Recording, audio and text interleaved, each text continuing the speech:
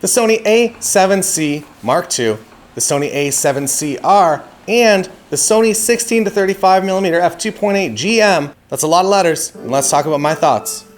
And put it all the way down. Did your YouTube browse page just turn to 30 thumbnails, all featuring the same Sony product? That's right, it's Sony release day. Again, we're doing this a lot this year. I suspect the most popular item in this release is going to be the Sony A7C Mark II, so let's talk about that. If you've watched any of this year's Sony announcements, you know their new autofocus system is in everything now. It started with the Sony A7R Mark V back in the fall, and now it's coming out in all of the new products. But you also get some bonus features that I do not have in my Sony A7R Mark V, like AI-based auto framing, which is a cool feature that I'll probably never use. Oh, and Canada Photo Summit is just a few months away. It's almost sold out, which means unless you're getting quick, you miss out seeing the smiling faces in real life. I think I've convinced Eric Floberg to do a pop-up restaurant called Flo Burgers during his time here. And John Branch and Sam Hurd will not be cooking up grilled cheese this time, but they will be speaking. Now back to the release. I'm not going to get into everything that these cameras are because I've already made that video several times this year. You're getting top-tier image quality, incredible video quality, and the autofocus that you've come to know and love from Sony. To talk about my general perspective here and honest answers on if I will personally be buying any of these new products, let's start with a little background. I am a working full-time wedding photographer and also hybrid video creator. This is my main job. I use both the Sony A7R Mark V and the Sony A7 IV as main cameras. A7R Mark V if it's a photo only day, and the A7 IV if it's a video and photo day. I find the buffer clears a bit faster on the A7 IV and makes capturing both photo and video as one person easier. My second job is that I make things here on YouTube. I enjoy making travel content the most, videos like our Porsche road trip across America and all the way back to Canada, or our trip to Antarctica. Videos that I can look back on in 10, 20, 60 years, and it's kind of like a digital scrapbook. If I only made those things here on YouTube, the Sony A7C Mark II would be the camera that I would be moving to right now, with the Sony A6700 being a close second. But there's a reason that that isn't flipped. We'll get into that in a second. Sony A7C Mark II is an upgraded Sony A7 IV that is physically smaller and less expensive, I think. I don't have the official pricing at the time of recording this, but it's for sure smaller. And I like small things. That's why the Sony A6700 is a very close second choice as a YouTube content camera.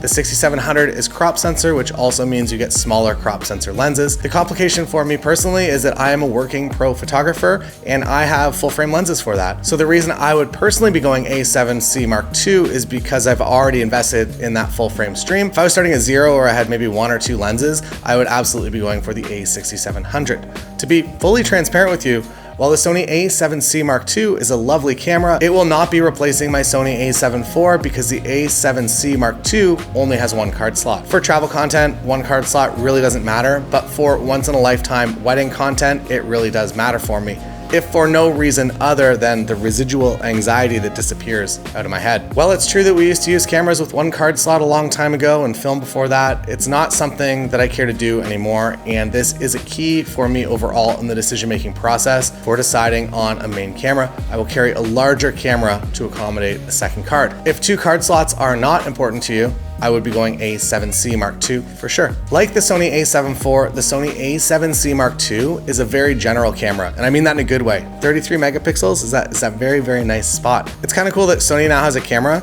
Depending on which niche you're in a creator, there's something for you, and I feel like these two cameras that came out today kind of finalized that. If you only care about video, you have a few options. If you only want high-res images, you have a few options. If you want something in the middle that takes elements of both of those cameras and puts it into a cost-effective package, here you have the Sony A7C Mark II. I brought this camera on a trip to California earlier this month. I used it as a second camera for the wedding, and it was a very nice time. I also used the new 16-35mm f2.8 GM2 that is out today as well, the entire time with this camera. We'll talk about that lens at the end. I use active stabilization on the Sony A7C Mark II at all times for video, and I was really happy with the results. There were no clips that I shot on this trip that I had to add any sort of stabilization in post-production to. Also, I'm going to have dedicated videos coming out on all of these products, so if you're interested, here's the process. First, like this video. That part's easy. Then this is where it gets complex. Subscribe, turn the bell on. A bunch of us YouTube idiots are also in Utah this week for Sony Kando, so you're going to be seeing a little bit more coming from these products as well. From there, back to the camera. Sony A7C Mark II is a great camera. Positives: small, lightweight, and incredible value. It comes with everything Sony has been releasing in firmware this year as well. The negatives: subjective. For me, one card slot and a crop on 4K 60, but you get that on the A7 IV as well. Also, the viewfinder is a little bit small, so if you use the EVF often, you may prefer a larger viewfinder. Next up, the Sony A7CR. R stands for relish, and you put that relish on your New York City hot dog, which is where I took this camera and we went on a boat. This camera is basically the Sony A7C Mark II with more megapixels. Also, I should mention that you can get a really nice grip as a bonus. So if you want to buy the smaller camera, but you want to sometimes have a slightly bigger camera for your hands, you can do this now. My honest thoughts on this camera: it's great that it's smaller and a lot lighter than my Sony A7R Mark V. You also save some money getting the A7CR instead of the A7R Mark V. But again, for me personally, if I'm doing this once in a lifetime work, it wouldn't make sense for me to swap this camera out for my main A7R Mark V. Now, if you do want the megapixels and you're fine with that, this is an incredible option. All of my thoughts on the Sony A7C Mark II carry through to the A7CR. The main difference is it's just a little bit more expensive and comes with more megapixels. Now, the last product today, the all-new Sony 16-35mm f2.8 GM. This was the most surprising product for me. I didn't really hear any complaints about the older 16-35, to be honest. And then we also have the newer 16-35 f4 power zoom that a lot of creators prefer as their main lens pretty much all the time now. What I love about this new 16-35 is that it is very lightweight.